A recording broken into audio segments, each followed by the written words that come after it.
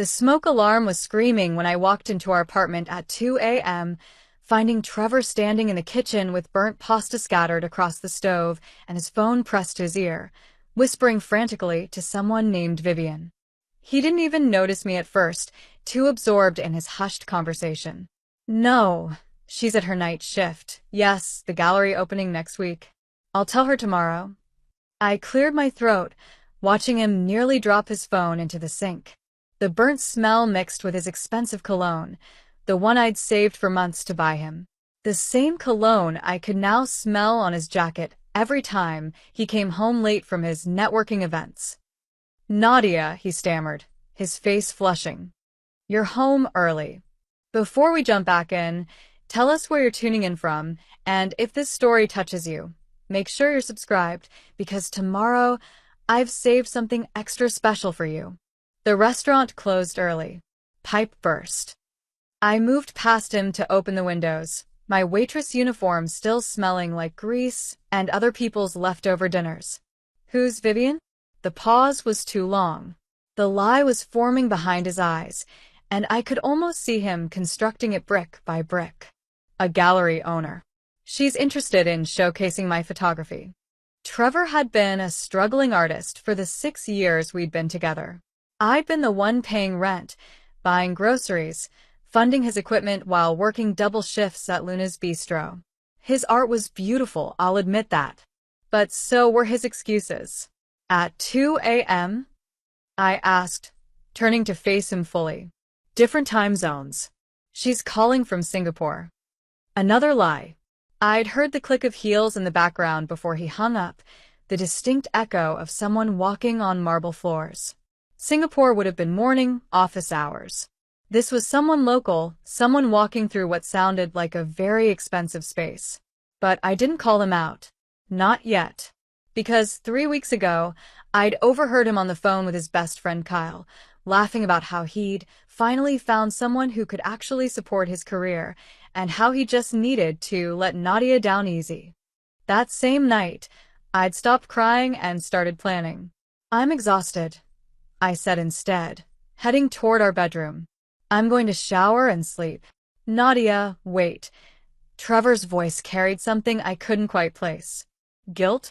Relief? I need to talk to you about something. Tomorrow? Sure, I replied, already knowing what tomorrow would bring. I lay awake that entire night, listening to Trevor's soft snoring beside me, wondering if he ever felt guilty sleeping next to someone he was planning to abandon. The apartment we shared was small, cramped, in a neighborhood that real estate agents politely called emerging. The walls were thin enough that I could hear our neighbor's television through the drywall. Trevor didn't know that this apartment, this building, this entire block had been purchased by Meridian Holdings Group 8 months ago. He didn't know that Meridian Holdings was a subsidiary of Apex Property Ventures. And he certainly didn't know that Apex Property Ventures was one of 17 shell companies controlled by NKD Investments. NKD. Nadia Karina Delacroix. Me. My father had built a real estate empire before dying suddenly when I was 19. The inheritance came with strings attached, conditions from his will that I'd spent the last 7 years fulfilling. One of those conditions, I couldn't touch the money or reveal my identity as the heir until I turned 26 and had proven I could understand the value of work and money by supporting myself independently for 5 years. I'd turned 26 last month. The lawyers had handed me keys to an empire worth $340 million, spanning properties across 3 states. That modest waitress job? It ended the day I signed the final papers. But Trevor didn't know that yet. Nobody did. I'd kept working there, kept living in this apartment, kept playing the role of the struggling girlfriend supporting her artist boyfriend. Because I needed to know what Trevor would do when he thought he'd found someone richer than me. Someone who could give him the life he thought he deserved. Tomorrow, I would let him break my heart. And then I would break his entire world. Morning came with Trevor's careful movements around the apartment, the sound of him making coffee in our cheap coffee maker, the one with the broken handle I'd duct-taped back on 3 times. He was nervous. I could tell by the way he kept clearing his throat, a tell he'd had since the day we met at that photography exhibition where I was serving canapes to people who looked through me like I was invisible. "Nadia," he finally said as I emerged from the bedroom in my bathrobe. "Can we talk?" I sat down at our tiny kitchen table, the one we'd bought from a yard sale for $40. The irony wasn't lost on me that I now owned buildings where that table wouldn't even fit in the utility closet. "I've met someone," Trevor began, and I had to admire his directness. No build-up, no gentle letdown. Just the knife, straight in. "Her name is Vivian. She's incredible, Nadia. She owns the Luminosa Gallery downtown, and she's offered to represent my work exclusively." "The Luminosa Gallery," I repeated softly. I knew it well. I'd bought the building it occupied 4 months ago when the previous owner went bankrupt. The new gallery owner, this Vivian, was my tenant. "She sees my potential," Trevor continued, warming to his subject now. His hands moved animatedly, the way they always did when he was excited about something. "She has connections in New York, Los Angeles, Paris even. She's offered me a studio space in her building, and she wants to launch my career with a major exhibition." "That's wonderful for you," I said, and I meant it. His work deserved recognition. His character, however, deserved what was coming. "The thing is," Trevor paused, having the decency to look slightly uncomfortable. "Vivian and we've gotten close.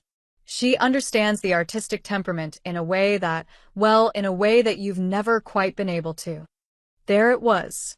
The insult wrapped in the breakup. The suggestion that I, with my grease-stained uniforms and double shifts, couldn't possibly understand his creative soul. "She lives in the Celestia Tower penthouse," Trevor added, and I watched his eyes light up. "Have you seen that building? It's the most exclusive address in the city. 3,000 square feet, floor-to-ceiling windows, private terrace with views of the entire skyline. I knew it intimately. I owned it. All 42 floors of it. Preparing and narrating the story took us a lot of time, so if you're enjoying it, like this video, it means a lot to us. Now back to the story. Celestia Tower was my father's crown jewel, the property he'd poured his heart into designing before his death. The penthouse was a masterpiece of architecture and luxury, commanding a monthly rent of $38,000. Vivian Laurent had signed her lease 3 months ago, and according to my property manager's reports, she was already 2 weeks late on her last payment. "I'm moving in with her next week," Trevor said. "I wanted to tell you face-to-face because despite everything, you've been good to me. You deserved honesty." Honesty. After 6 years of me sacrificing my comfort, my savings, my time so he could pursue his dreams while lying to me for months. The word felt like a mockery. "I'll be out by Friday," Trevor continued. "I'll leave you first month's rent to cover my half until you can find a roommate. It's the least I can do." $800. He was offering me $800 as compensation for 6 years. I almost laughed. "Keep your money," I said quietly. "I'll manage." "Are you sure?" Trevor looked relieved, probably already calculating what he'd spend it on. "Because I know money's tight for you, and—" "I'm sure," I interrupted. "Actually, Trevor, I quit the restaurant last week. I have some family matters to attend to. I'll be fine." This caught his attention. "Family matters? I didn't know you had any family left." He wouldn't. I'd never told him about the empire waiting for me. I'd never mentioned that the modest Toyota I drove was a choice, not a limitation. That the thrift store clothes and budget meals were part of a test I'd imposed on myself and the relationships around me. "There are a lot of things you don't know about me," I replied, standing up. "I hope you and Vivian are very happy together." Trevor blinked, clearly surprised by my calm reaction. I could see the disappointment flicker across his face. He'd probably expected tears, begging, maybe even anger. Something he could use later to paint me as the crazy ex who couldn't let go. Instead, I gave him nothing. "That's it?" he asked. "You're not even going to fight for us?" The audacity of this man, asking me to fight for a relationship he'd already abandoned. If you've found someone who makes you happier, who am I to stand in your way? I said, moving toward the bedroom. I'll start packing your things. Over the next 3 days, I watched Trevor systematically erase himself from our apartment. His photography equipment disappeared first, carefully loaded into Vivian's luxury SUV when she came by to help him move. I made sure to be home for that visit. Vivian Laurent was exactly what I'd expected. 34, tall, blonde, with a kind of understated elegance that came from old money or the excellent imitation of it. Her clothes were designer but not flashy, her jewelry subtle but expensive. She looked at me with a kind of polite pity rich people reserve for the less fortunate. You must be Nadia, she said, extending a perfectly manicured hand. Trevor's told me so much about you. I shook her hand, noting the slight tension in her smile, the way her eyes quickly assessed my threadbare apartment, my discount store clothes, my lack of everything she represented. All good things, I hope, I replied. Of course. Her smile didn't reach her eyes. I want you to know that I never intended for things to happen this way. Sometimes connections form unexpectedly. I hope there are no hard feelings. Hard feelings. As if she'd accidentally taken the last cookie, not deliberately pursued a man she knew was in a relationship. These things happen, I said simply. Trevor's very talented. I'm sure you'll be good for his career. Something flickered in Vivian's expression then. Surprise, maybe, or suspicion. She'd expected resistance, drama. The calm acceptance threw her off balance. Well, she said after a moment, if you ever need anything, please don't hesitate to reach out. I'd be happy to help you find a position at one of my galleries. We're always looking for good wait staff for events. Wait staff. She was offering me a job serving champagne at the same galleries where she'd be displaying Trevor's work, where I'd watch him succeed on my dime. Literally, since I owned the building. That's very generous, I replied, letting nothing show on my face. I'll keep that in mind. After they left with another load of boxes, I stood in the suddenly spacious apartment and allowed myself one moment of genuine emotion. Not sadness, not even anger really. Just a cold, clarifying rage that settled into my bones like ice. Then I picked up my phone and called my property manager. Henry, I said when he answered. It's time to move forward with the renovations at Celestia Tower. Starting with the penthouse unit. Ms. Delacroix. Henry's voice was hesitant. The tenant in the penthouse, Ms. Laurent, she's already expressed concerns about her budget. The renovation costs will significantly increase her monthly. That's the point, I interrupted. I want a full renovation. New flooring, new fixtures, upgraded appliances, complete interior redesign. And I want the rent adjusted to reflect the improvements. Market rate for a fully renovated penthouse in that location should be, what, $55,000 monthly? At least, Henry confirmed. But Ms. Laurent is already behind on payments. She'll never be able to afford. Then she'll need to find somewhere else to live, won't she? I said softly. Give her proper notice. Everything by the book. I want no legal vulnerabilities. And Henry, start those renovations immediately. I want construction crews there by Monday morning. Understood. Will you be conducting the property inspection yourself? Absolutely. Schedule it for tomorrow afternoon. I'd like to introduce myself to Ms. Laurent personally. After hanging up, I pulled out my laptop and began researching Vivian Laurent in earnest. What I found was fascinating. Vivian's gallery was successful, but not as successful as she pretended. Her social media was a carefully curated showcase of luxury and influence, but a deeper dive into business records revealed something else entirely. The gallery was leveraged to the hilt. She had outstanding debts to 3 different creditors, and her lifestyle was funded almost entirely by credit and carefully managed appearances. She wasn't old money. She was drowning in debt while pretending to be a patron of the arts. The Luminosa Gallery itself was barely breaking even. She'd taken out a business loan to fund Trevor's upcoming exhibition, banking on his work being the breakthrough that would save her financially. She needed him to succeed almost as much as he needed her connections. They were two people pretending to be richer than they were, each using the other as a prop in their fantasy of success. And they were building that fantasy in properties I owned. I spent the rest of the day transforming myself back into Nadia Delacroix, heir to a real estate empire. The thrift store clothes were carefully folded and packed away. I'd donate them later. In their place, I selected a tailored Armani pantsuit from the wardrobe I'd been accumulating but never wearing around Trevor. My hair, usually pulled back in a practical ponytail, was styled by the best salon in the city. The beat-up Toyota stayed in the garage while I drove my actual car, a Mercedes S-Class that had been sitting unused in a private parking facility. Looking at myself in the mirror, I barely recognized the woman staring back. This was who I'd been hiding. This was who Trevor had never bothered to discover. The next afternoon, I arrived at Celestia Tower with Henry and our renovation contractor. The doorman, Marcus, recognized me immediately and straightened to attention. "Ms. Delacroix, welcome. Will you be inspecting the building today?" "Just the penthouse," I replied. "Is Ms. Laurent home?" "Yes, ma'am. She's expecting you." "Should I announce you?"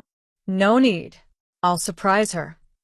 The elevator ride to the 42nd floor was smooth and silent, the kind of quality engineering my father had insisted upon.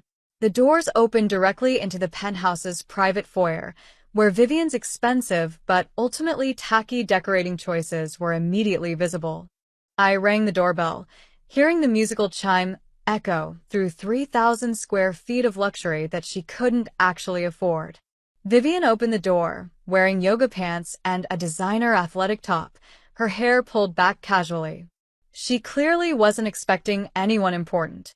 Her face shifted from annoyed to confused when she saw me. "Nadia?" She blinked. "What are you doing here? And you look so different." "Hello, Vivian," I said pleasantly. "I'm here in my capacity as the owner of this building. I believe my property manager informed you of today's inspection." I watched the color drain from her face as the words registered. Owner. Of the building. Of her penthouse. Of the exclusive address she'd been using to impress people like Trevor. You own Celestia Tower?" Her voice had gone up an octave. "Among other properties," I confirmed, stepping past her into the penthouse. "This is Henry, my property manager, and this is Roland, our renovation contractor. We'll be conducting a full assessment today. The renovations begin Monday." "Renovations?" Vivian followed us in, her composure cracking. "What renovations? Nobody told me about any renovations." "Major upgrades to all systems," I said, running my hand along the marble kitchen counter my father had personally selected. "New flooring throughout, updated appliances, redesigned bathrooms, expanded terrace space. This unit hasn't been properly updated since the building opened, and I've decided it's time to bring it up to current luxury standards." "But I have a lease," Vivian protested. "You can't just." "The lease has a renovation clause," Henry interrupted smoothly, pulling out his tablet. "Section 14, subsection C. The landlord reserves the right to make necessary improvements with proper notice. You'll have access to the unit throughout, but there will be significant disruption. Construction crews from 8 a.m. to 6 p.m., Monday through Saturday." I watched Vivian's mind racing, trying to figure out how this had happened, how Trevor's poor ex-girlfriend was suddenly her landlord. "The rent," she said suddenly. "You can't raise the rent during my lease term." "Actually," I replied, pulling out my own copy of the lease, "your initial term expires next month. This renovation triggers the market rate adjustment clause. Your rent will increase to $55,000 monthly, effective on your renewal date." $55,000? Vivian's voice was shrill now. "That's insane. I can't afford." She stopped herself, but the damage was done. The admission that she couldn't afford it hung in the air between us. "Then perhaps you should consider relocating," I suggested gently. "I'd be happy to release you from your lease early. No penalties." "Trevor." Vivian started, then stopped again. "Trevor what?" I asked, genuinely curious what she thought Trevor could do about this. Nothing, she said quickly. I need time to think about this. Of course. You have until the end of the month to decide if you're renewing at the new rate or vacating the property. I glanced around the penthouse one more time, seeing it through new eyes. My father had built this as a masterpiece. Vivian had turned it into a stage set for Instagram photos. As we moved through the space, Roland pointing out various systems that needed updating, I caught sight of Trevor's photography equipment in the second bedroom, now converted into a studio. His prints were hanging on the walls, the same work I'd encouraged and supported for 6 years. Ms. Laurent, I said as we finished the inspection, one more thing. I understand you're managing the Luminosa Gallery downtown. She nodded warily. I've been reviewing my commercial properties, and I believe that location would be perfect for some upcoming changes I have in mind. Your lease there also expires soon, doesn't it? Vivian's face went even paler. In 4 months. Wonderful. We'll be in touch about renewal terms. I smiled pleasantly. I'm considering repositioning that space for a different kind of tenant. Perhaps a high-end restaurant or a boutique flagship store. I'll have my commercial property team reach out to discuss your options. I left her standing in the penthouse foyer, watching as the elevator doors closed between us. Through the narrowing gap, I saw her pull out her phone with shaking hands. She'd be calling Trevor. Panicking. Trying to figure out how the poor girlfriend had become their landlord. How the woman they'd pitted and dismissed controlled the very foundation of their new life together. In my car, I sat for a moment before starting the engine, letting the weight of what I'd just set in motion settle over me. This wasn't about getting Trevor back. I didn't want him back.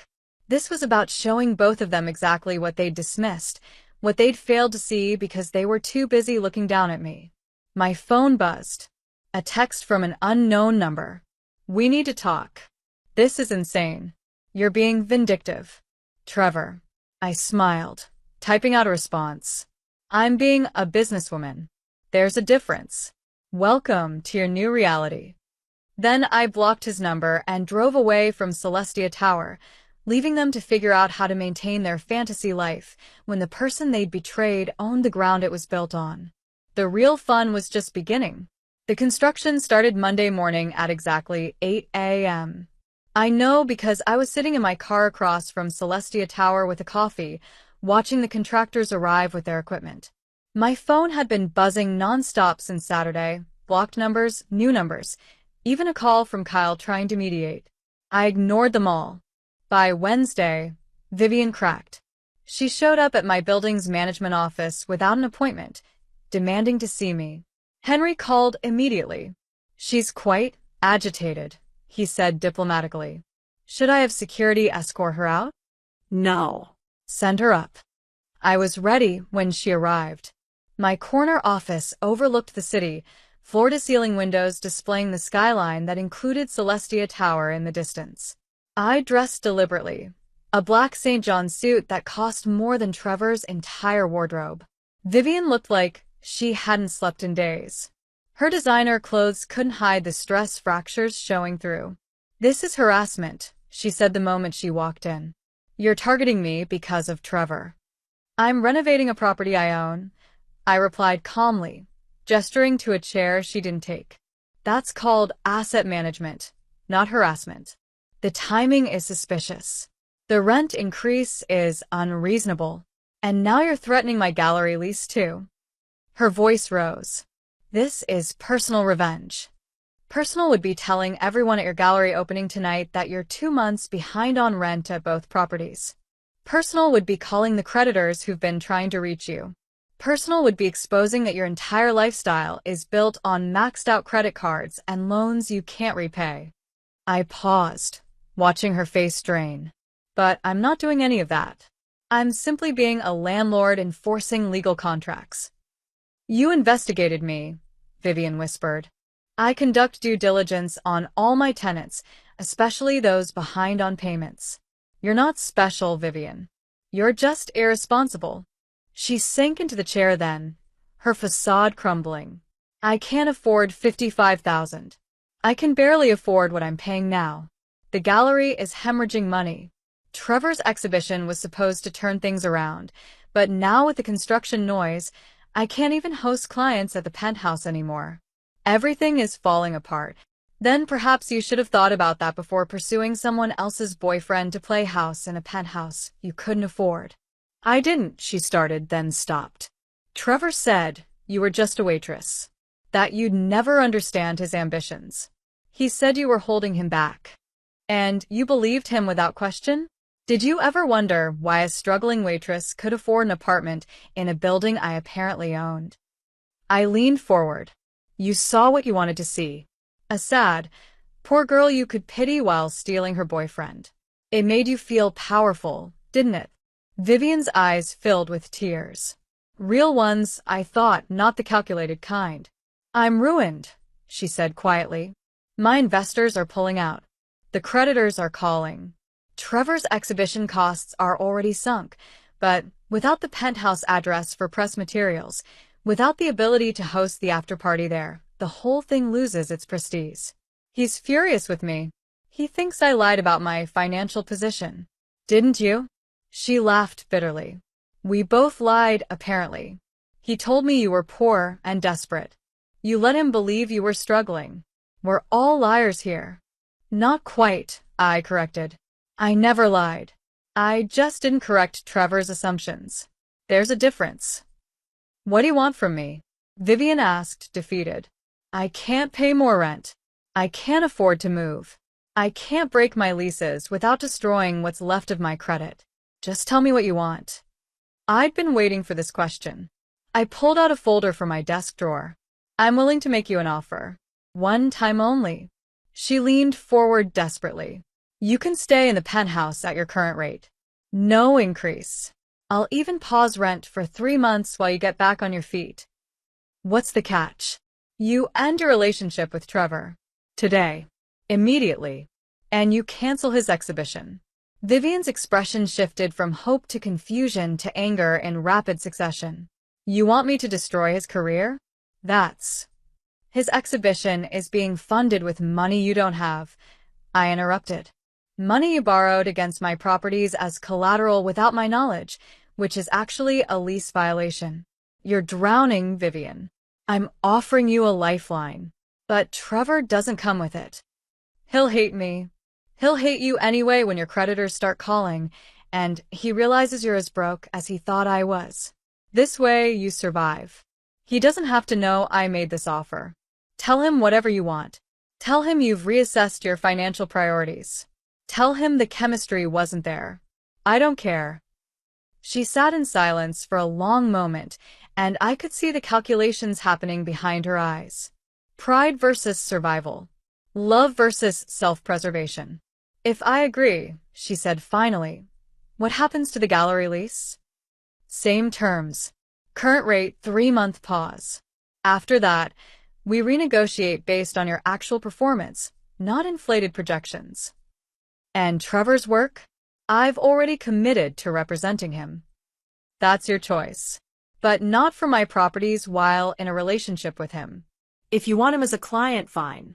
But the personal relationship ends today. Vivian closed her eyes. When she opened them, something had hardened there. He's not even that good in bed, she said, and I almost laughed. Is that a yes? It's a yes. She stood up, smoothing her clothes with shaking hands. I'll end it today. But I want to pause on rent starting immediately. I need to make payroll this week. Done. Henry will have the paperwork ready by end of business. After she left, I sat in my office watching the city below, feeling the weight of what I'd just done. This wasn't about cruelty. It was about power, showing them both that the woman they dismissed had held all the cards the entire time. Trevor called from yet another new number that evening. This time, I answered. What did you say to Vivian? His voice was raw with fury. She just broke up with me, threw me out of the penthouse, said she can't afford to be with me right now. This is your fault. My fault? I didn't force her to do anything. You're destroying my life. My exhibition is canceled. My studio space is gone. I have nowhere to live because I gave up our apartment for her. You gave up our apartment for her. I corrected quietly. I never asked you to leave. That was your choice. Because you were holding me back. Vivian understood my potential. Vivian understood that she could use your potential to save her failing gallery. And when that didn't work out, she cut her losses. That's business, Trevor. Not love. I loved her, he said, and there was real pain in his voice. No, you loved what you thought she represented. Wealth. Status. An escape from the struggling artist life. But it was all smoke and mirrors. Just like you thought I was poor when I could have funded your entire career 10 times over. The silence on the other end was deafening. What? He finally whispered. I'm worth $340 million, Trevor. I own 68 properties across 3 states, including the penthouse you were living in, and the gallery that was supposed to launch your career. I've been wealthy the entire time we were together. I just needed to know if you loved me, or what I could give you. That's insane. You're lying. Am I? Google Celestia Tower ownership. Look up NKD Investments. That's me, Nadia Karina Delacroix. While you were sleeping beside me planning your exit strategy, I owned the bed you were sleeping in. Another long silence then. Why? Why would you pretend to be poor? My father's will required it. 5 years of proving I could live without wealth, understand the value of money, work for what I had. It was supposed to teach me humility. Instead, it taught me who people really are when they think you have nothing to offer. I would have. Trevor started. What? Stayed with me if you'd known? Loved me for my money instead of leaving me for someone else's? That's not the defense you think it is. I could hear him breathing, processing, probably running through every conversation we'd ever had about money, every time he'd made me feel small for my budget lifestyle choices. The apartment, he said finally. Our apartment. You own that too. I own the building. Your name was never on the lease. Just mine. You were always my guest, Trevor. You just didn't know it. So what happens now? You've destroyed my relationship, canceled my exhibition, taken away my housing. What's next? Are you going to ruin me completely? No, I said simply. I'm going to do nothing. You're going to figure out your life the same way you expected me to figure out mine when you left. Find a job. Find an apartment you can actually afford. Maybe learn that people aren't resources to extract value from. I loved you, Trevor said, his voice breaking. No, you loved that I was convenient. I was the safety net while you chased your dreams. And when someone else offered a better net, you jumped without looking back. That's not love, Trevor. That's strategy. And this revenge plot? What is this? I thought about that for a moment, looking out at the city lights, at Celestia Tower glowing in the distance. This is a lesson, I said finally, for both of us. You learned that the people you look down on might be looking down at you from greater heights. And I learned that some people will only see your value when they realize what they lost.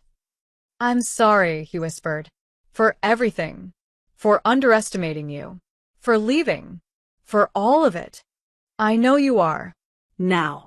But you weren't sorry when you thought I was just a waitress. You weren't sorry when you were laughing with Vivian about my failed interview attempts that never happened. You're sorry because you got caught, because it turned out the person you betrayed had the power to make your life difficult. So, that's it? We're done. We were done the moment you chose someone else, Trevor. Everything that came after was just you realizing it. I hung up before he could respond, blocking that number too. 3 months later, I walked through my father's flagship property one last time before the major renovation began. Celestia Tower had been his dream, and I'd finally stepped into the role of steward he'd always wanted me to become. Vivian had kept her end of the bargain. The gallery was slowly stabilizing under her more realistic management. She'd ended things with Trevor cleanly, and we maintained a professional landlord-tenant relationship. She'd never be a friend, but she'd learned her lesson about living beyond her means. Trevor had moved back to his hometown, taking a teaching position at a community college.